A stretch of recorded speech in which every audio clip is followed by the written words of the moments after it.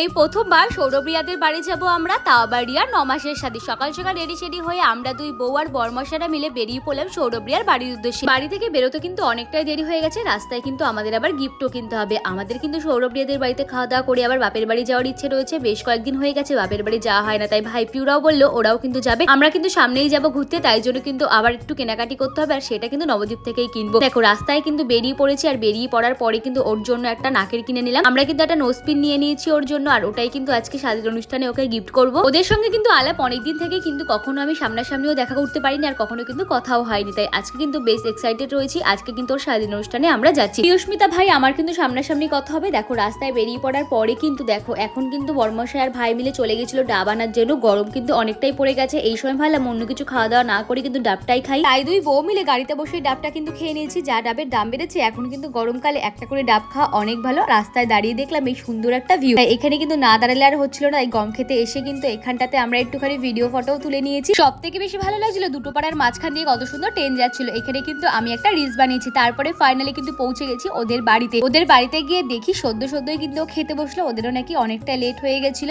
এখন দুই বউ মিলে কিন্তু ওকে গিফটটা দিয়ে দেবো, আর একটুখানি কিন্তু খাইয়েও দেবো। ওরা সবাই সাইড থেকে বলছিল আমাদের নাকি একটুখানি খাওয়াতে, তাই জন্য কিন্তু আমরা দুজন মিলে খাইয়েও দেবো। নেক্সট পার্টে দেখাবো কি করলাম। বাই।